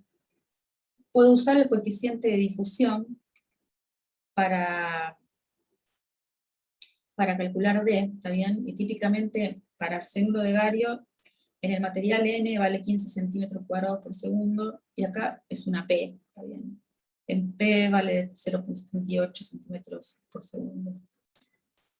Y después, bueno, mu es la movilidad, que se define como si yo tengo una velocidad de drift del electrón en el material generada por un campo eléctrico, bueno, la constante que vincula los dos, o del hueco también, ¿no? Es esta movilidad. La movilidad para arsénido de galio es 600 centímetros cuadrados, para el material P 30 centímetros cuadrados, bueno, por centímetros cuadrados por, ahora no me acuerdo qué era B. Ese es el problema de usar estas letras de las ecuaciones. A ver si alguien busca movilidad a las unidades.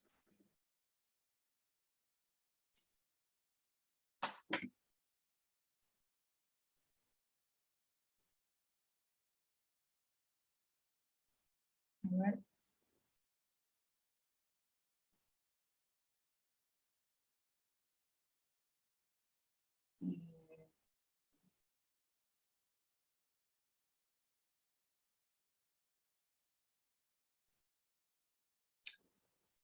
El teléfono me está jugando una Es centímetro cuadrado sí. sobre volt por segundo. Ah, bueno, entonces tendría que ser una B mayúscula, no sé por qué está puesta esa B ahí. Bueno. Bien. Entonces, uno puede, usando un tiempo característico de recombinación 0.56, puede ver que el tamaño D es entre 0.93 y 1 micrón, que resulta un tamaño bastante grande. ¿Por qué? Porque si yo quisiera calcular con cuál es la corriente que circula, que tendría que circular por ahí para generar un incremento de energía muy chiquitito respecto de la energía de Fermi, eso me da que la densidad de huecos, o sea, puedo calcular huecos o electrones, puedo tener de más electrones, pero el tema es tener la suficiente cantidad de huecos para que los electrones se recombinen con y emitan luz con los huecos. Entonces, supongamos que tenemos del orden de 10 a la 17, ¿está bien?, por centímetro cúbico. Entonces puedo calcular densidad por carga, por la distancia que calculamos recién, por el tiempo sobre el tiempo de recombinación, y da esto, 23 kA por centímetro cuadrado. O sea, esto hace que el material se queme, básicamente. Y justamente este tipo de junturas es la que se usaba, que se llama homojuntura, es la que se usaba en el láser de homojuntura que nada, no, había que usarlo a temperaturas criogénicas y no duraba nada justamente porque se quemaba por efecto Joule. Ahora, ¿esa corriente que calculaste ahí? ¿Puedes repasar eso? Esta corriente es la corriente que necesitaría para generar un incremento para llenar apenitas los niveles de energía por 0.05 electronvolt por encima del nivel de Fermi. O sea, si quiero producir un pequeño incremento de energía, ¿qué corriente tengo que poner? Bueno, es esto. Ok, ¿cómo lo estimaste? Sí, dije que los huecos, voy a suponer que tengo huecos del orden de 10 a la 17, que es un número razonable, podría poner más inclusive, esto sería peor todavía, y multiplico por la carga del electrón, el número de portadores, por la carga del electrón, por la distancia que recorren sobre el tiempo, o sea, por la velocidad, ¿está bien? Número de portadores. Por la carga, por la velocidad, que es distancia sobre tiempo. Distancia, estoy tomando el tamaño de la zona de empobrecimiento, y tiempo, estoy tomando el tiempo característico de recombinación.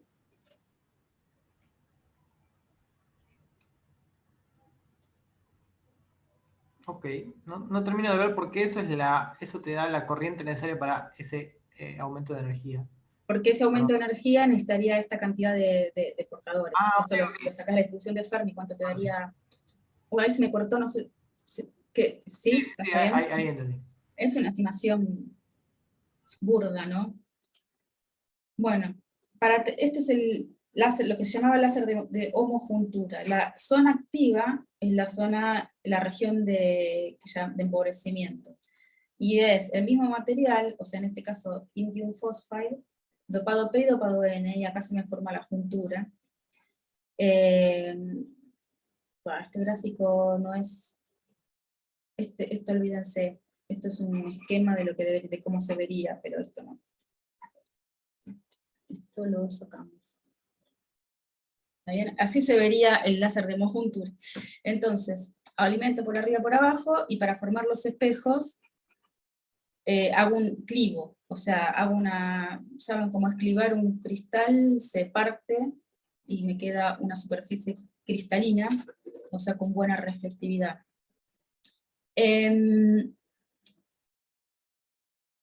Nada, la reflectividad no es muy alta, o sea, vamos a ver después que conviene que sea más alta, pero entonces, sí, como no es muy alta el clivado, se usan otros trucos, por ejemplo, redes de difracción, o se depositan espejos acá de otra manera.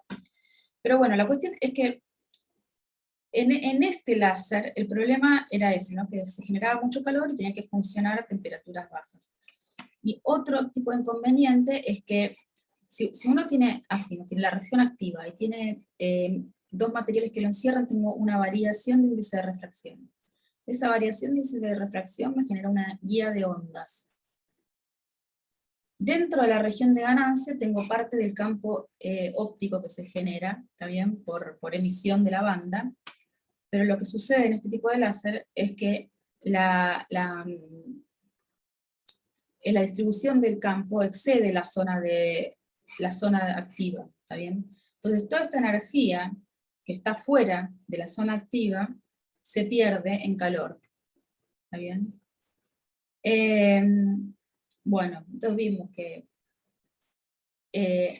otra cuestión, se necesita mucha corriente para que la C, no se puede controlar el tamaño de la juntura porque se forma al unir los materiales, está bien, y lo puedo controlar un poco con la diferencia de tensión, pero es intrínseco del material eso. La luz no está confinada, o sea que todo esto lo pierdo en calor. Y otro tema es que el tamaño de la juntura es del orden de la longitud de onda. Con lo cual, en la dirección perpendicular a la juntura, tengo mucha difracción. O sea, el haz en la dirección perpendicular se va a abrir mucho. ¿Sí? Bien. Entonces, pasamos al de heterojuntura. El de heterojuntura es un N tipo gas, un P gas y un P de otro material.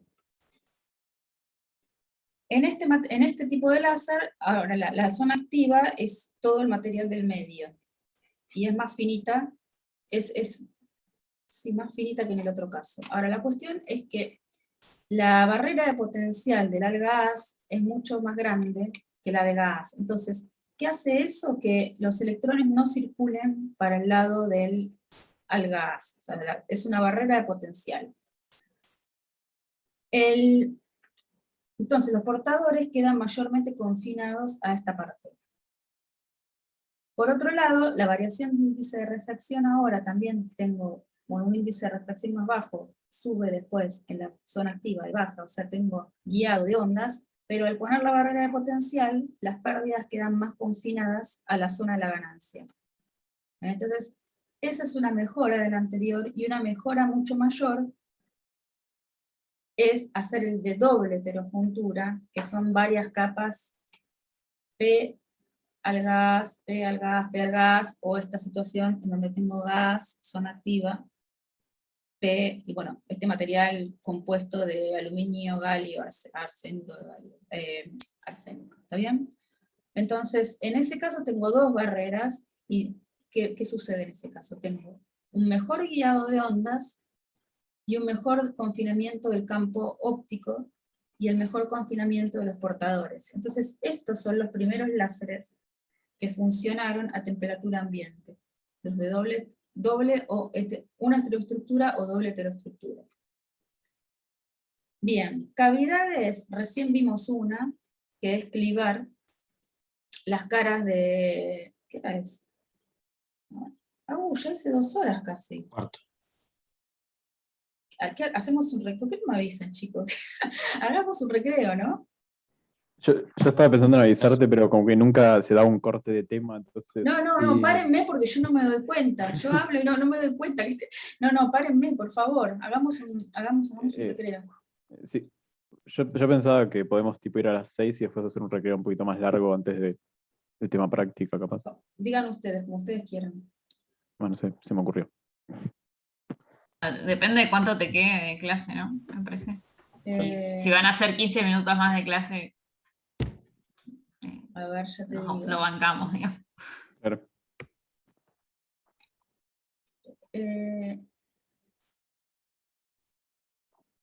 No, hagamos un recreo. No, sí nos queda mucho, 52. Sobre todo porque no tiene...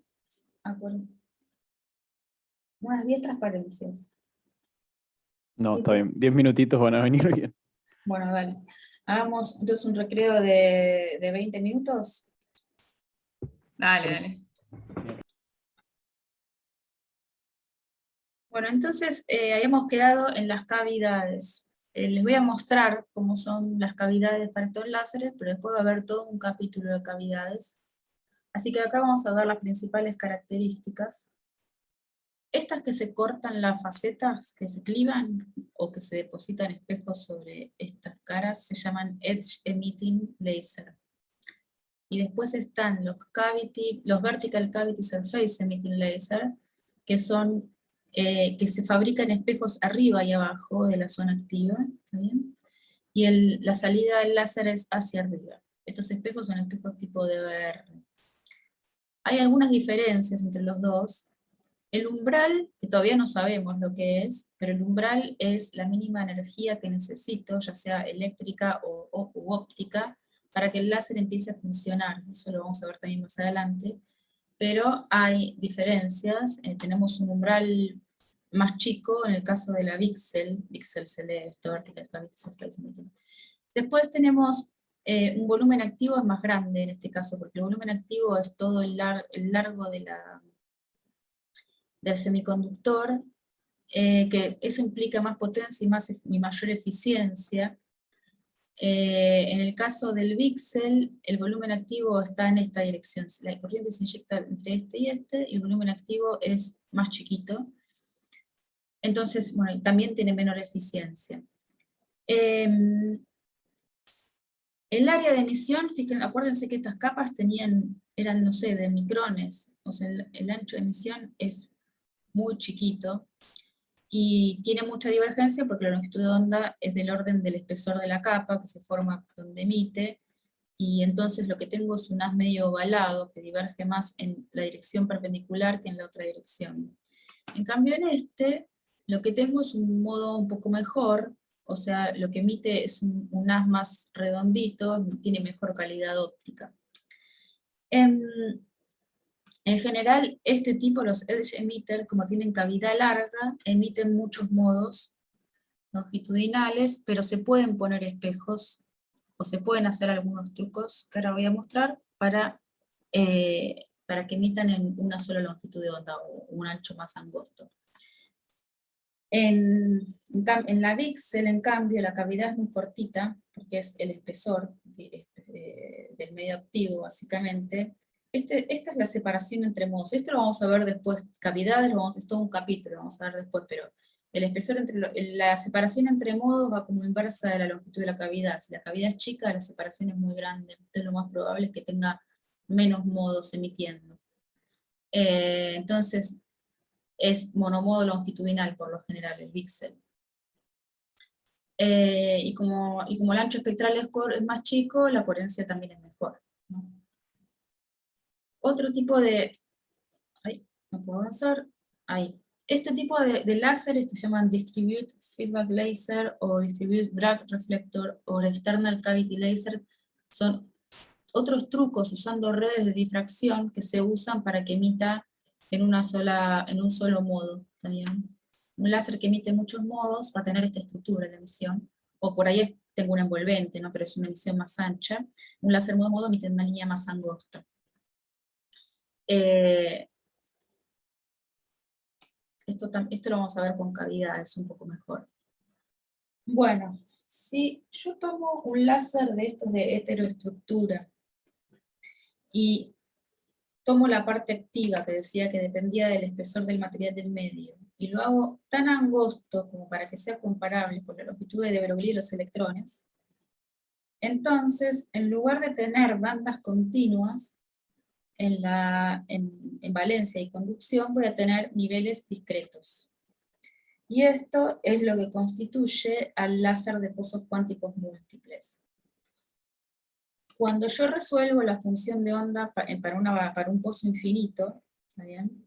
Lo que tengo es que la función de onda puede ser, son como modos en una caja cerrada, en donde puedo tener la primera función de onda que ocupa media onda, la segunda onda completa y media, en donde entonces la longitud de onda es 2 veces el ancho de la cavidad sobre el número de modos, o el número de autoestados sería cuánticamente, ¿no? Y las energías están dadas por este valor que está en rojo, ¿está bien? Que depende del ancho del pozo, el Z, o sea, este ancho, ¿sí? Y depende de la masa, que va a ser la masa efectiva para nosotros, y de un solo número cuántico n, que es el número que discretiza las energías. Entonces, esta energía del pozo lo tengo tanto para un pozo invertido, como en el caso de los agujeros, de los huecos, y para el pozo de los electrones. Entonces, la energía de los electrones en la banda de conducción va a ser la energía mínima más n cuadrado por pi cuadrado, h barra cuadrado, 2 veces la masa de LZ cuadrado. Y en el caso de los huecos, es la máxima de valencia menos la parte discretizada. Entonces tengo lo que se llama subbandas, que son estos niveles de energía discretos. Ahora bien, Cuando tengo niveles de energía discretos, ya medio como que la energía del gap no es tan importante como el espesor de esta capa, ¿está bien? ¿Por qué? Porque si yo cambio el espesor de la capa, lo que hago es cambiar, por ejemplo, si lo miramos para n igual a 1, ¿no? Porque todos se desplazan consecuentemente, pero para n igual a 1, cambio L, y lo que hago es cambiar la posición. Si lo achico, lo subo. Si lo agrando, lo bajo, ¿está bien? Y al revés para los agujeros. Y si lo achico, como lo estoy restando, esto crece, entonces lo bajo. Si lo agrando, esto se achica, lo subo, ¿está bien? Entonces puedo hacer ingeniería de los materiales cambiando el espesor de la capa del medio para mover los niveles de energía de las subbandas. Y de eso se trata el láser de pulsos cuánticos. Si yo calculo la diferencia de energía entre la banda primera de la banda de conducción y la primera de la banda de valencia, me queda que la diferencia de energías es la del gap más esto que tiene que ver con 1 sobre la masa de conducción menos 1 sobre la banda masa de valencia, y el parámetro este LZ, que es el que puedo cambiar por fabricación. Entonces, puedo generar, con láser de pulsos cuánticos múltiples, puedo generar el bandgap efectivo, o sea, el bandgap en que realmente se va a emitir estos fotones, cuál va a ser la longitud de onda que realmente va a emitir, cambiando el espesor del material. Y ese es el truco de los láseres de pozos cuánticos. Ahora, en el láser de pozos cuánticos, así como antes tenía la densidad de estados, que era una función raíz cuadrada, también que es esta, la punteada, ahora tengo energías discretas. Entonces, el nivel 1 está más arriba del borde de la banda de conducción, que es este, por ejemplo. El nivel 2 está por acá arriba. Y lo que tengo es que, en lugar de tener una raíz cuadrada, tengo ¿cómo se dice? Tengo bordes más definidos, ¿no? Porque está como discretizado esto. Este es el ancho de la densidad de estados para el nivel 1, 1 sobre 2pi cuadrado, 2mc sobre h barra cuadrado, pi sobre el z, y para el nivel de energía 2 es el doble, básicamente. Ahora, hay una diferencia cuando yo hago de vuelta eso que hacíamos antes de multiplicar la densidad de estados por la densidad de probabilidad. Ahora tengo este borde que es muy sharp. Antes tenía esta función e a la 1/2. Entonces cuando multiplico este por este, lo que obtengo es que los electrones están localizados en energías con mucha menos dispersión, ¿está bien? Que antes. O sea, antes tenía electrones desde acá hasta acá, ahora tengo electrones solamente en una región muy localizada, gracias a este borde muy vertical, sería en energía. Entonces, ¿qué sucede en ese caso? Sucede que el volumen de la zona activa es más chico, porque estoy fabricando capas más chicas para que se discreticen los niveles. Aumento la densidad de electrones, porque ahora pongo todos los electrones en esta región más chiquitita. Entonces, al aumentar la concentración de electrones, bueno, todavía no sabemos bien cómo se calcula el umbral, pero lo que logro es disminuir el umbral de funcionamiento, o sea que el láser empiece a emitir para longitudes, para alimentación más baja, para corriente más baja. Bueno, esta es la diferencia en cuanto a cómo mirar los niveles de energía. Va a ser más monocromático también porque están con energías menos dispersas que en el caso del de heteroestructura. Para ganar eficiencia, lo que puedo hacer es poner un pozo cuántico atrás del otro. Entonces inyecto los electrones en la banda de conducción, se recombinan con los de la banda de valencia, y todos los pozos se emiten. Entonces por acá, por ejemplo acá, tienen el sustrato, por ejemplo, indium phosphide. Tenemos un buffer de indium gallium arsenide. Este buffer es para machear la constante de red. Tenemos 5 periodos para un espejo de BR, o sea, para un espejo para armar la cavidad. Y acá tenemos la Quantum Well Gain Regions. Acá están los Quantum Well, que no se ve mucho acá, ¿no? Son muy finitos. No se ven. Por ejemplo, vemos la estructura completa. Tenemos un deber, que son de indio, galio, y arsénico, con estas composiciones 0.1, 0.9, y una capa de arsenuro de galio. Entonces tenemos espejo, zona activa, espejo. De vuelta tenemos la cavidad láser. Entonces este es un Quantum Well con estructura de VCSEL, o sea que emite Surface Emitting, Vertical Cavity Surface Emitting Laser. Y acá tenemos un ejemplo de Edge Emitter, y es lo mismo, tengo la Quantum Well en la zona activa, pero emite por el borde, porque tiene esta cara y la cara de atrás clivadas. ¿Bien? Este es un láser de zinc cadmio selenio que emite en el azul verde. Si sofisticamos un poquito más las cosas, y ahora miramos cómo es la estructura de las subbandas, uno puede hacer transiciones interbanda, como las que mirábamos recién, entre banda de conducción y valencia,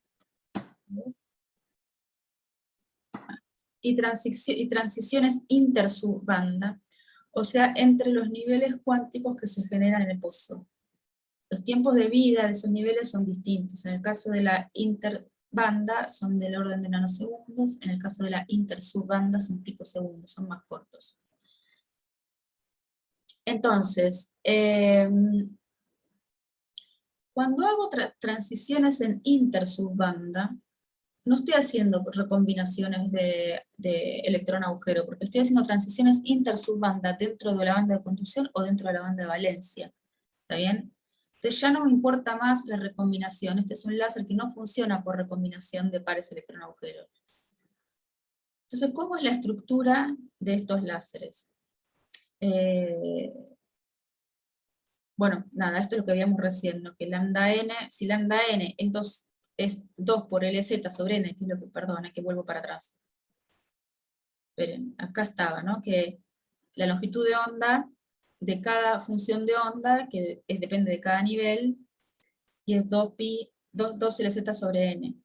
Y si queremos mirar estas transiciones, tendríamos que mirar la diferencia de energía. Bueno, eso no lo escribí. Bueno, lo podemos calcular si quieren. A ver, esperen. Por ejemplo, si hiciéramos entre el 1 y el 2, tendríamos que hacer pi cuadrado por h barra. El 2 sería 4 sobre 2 mc lz cuadrado menos pi cuadrado h barra, el n cuadrado es 1, así que eso ya ni lo pongo, sobre 2 mc lz cuadrado, y esto es el delta de energía, que es lo que me va a determinar cuál es la longitud de onda de emisión, ¿verdad? Qué clarito que se ve, ahora me doy cuenta. Bueno, entonces, eso es lo que me va a determinar la longitud de emisión, porque estoy mirando transiciones intersubbanda. Vuelvo. O sea, a eso que está escrito ahí, esto no le den bola. Entonces,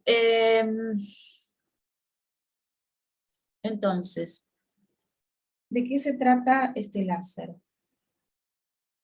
Fíjense que un periodo de las múltiples estructuras tiene 3 pozos cuánticos, este y este. Y después tiene regiones de inyección, que pueden también almacenar, o sea, pueden tener dopaje para almacenar electrones, pero estas zonas no pueden tener dopaje, o sea, son semiconductores intrínsecos. Entonces, el primer pozo me define la energía del nivel superior, o sea, manejo el ancho de este pozo para determinar la energía del nivel superior. El segundo pozo, me determina la energía del nivel inferior. Entonces, cambiando el tamaño del primer pozo y el segundo pozo, sintonizo cuál es la longitud de onda de emisión. ¿Está bien? Esta. que en este sistema de niveles, como lo usamos siempre, es esta. En el tercer pozo, en realidad está para vaciar el nivel inferior de población.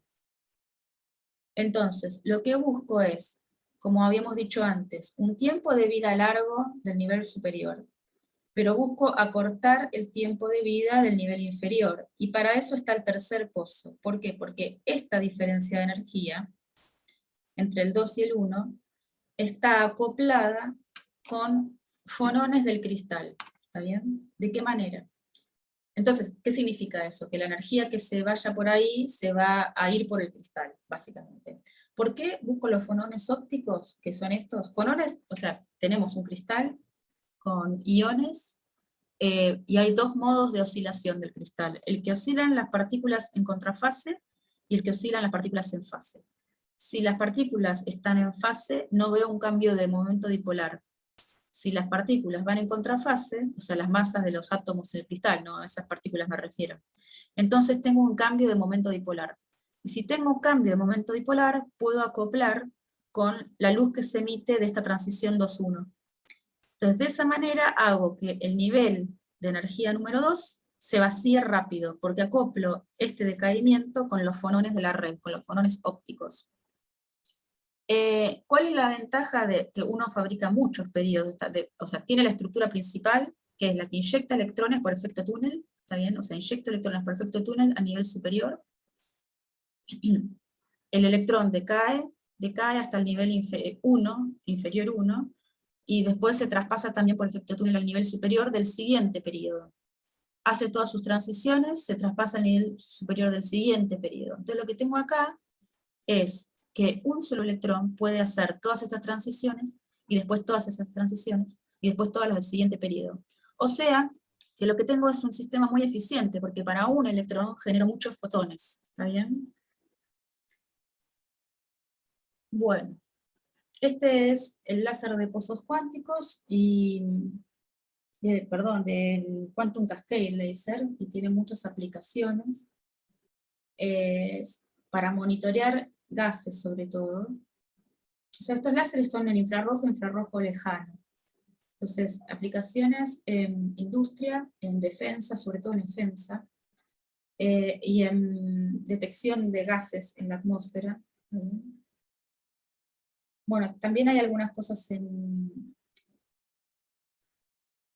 en análisis de muestras de salud, o sea, principalmente para gases, digo, por eso acá está el brief, ¿está bien? Brief Analysis. Y para medir gases de las emisiones de los autos, por ejemplo, también. También esas son las aplicaciones principales. Medición de composición de gases, procesos industriales y en defensa. Gaby, ¿tengo una consulta? Sí. Estoy tratando de entender un poco cuál es la diferencia cualitativa entonces entre una heterojuntura y un láser de cascada de... Mira, heterojuntura es un láser, vamos a ir para arriba. Entiendo que la diferencia, o sea, que la emisión se da entre estados que son distintos. Uno son los estados de las bandas electrónicas del semiconductor que se forma, digamos, y otra es la emisión entre estados del pozo cuántico, ¿no?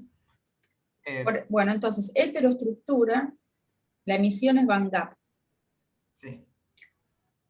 Pozos cuánticos, la emisión es entre el nivel inferior del pozo cuántico y el nivel de la banda de conducción y el último nivel de la banda del pozo de valencia. ¿Entendés? O sea, es entre entre este nivel y este nivel. Claro, mi pregunta es por qué eso no ocurre en una heteroestructura también. Porque la heteroestructura tiene el ancho de este pozo mucho más grande que la longitud de onda de de Broglie, y por lo tanto no están cuantizados los niveles. Es una banda continua. O sea, en heteroestructura tenés todos estos niveles posibles, y en pozos cuánticos tenés solo un par. Ok, genial. Y después, de escala. Es simplemente una cuestión de la escala del material. Claro, claro. Y después el último, que es el de, ¿cómo se dice? El de Quantum Cascade Laser, ni siquiera te importa el bandgap, porque estás haciendo transiciones intersubbanda. ¿Está bien? O sea, es para un único... Uy, esperen que se me descontroló el... Esa, tengo un pozo y miro transiciones entre los niveles cuánticos. No tengo un bandgap ahí. Claro, y por eso está en el infrarrojo. Claro, la separación es más chiquita. Claro. Perfecto. Bueno, con esto terminamos el capítulo 5. Y, a ver, esperen que apagar la grabación.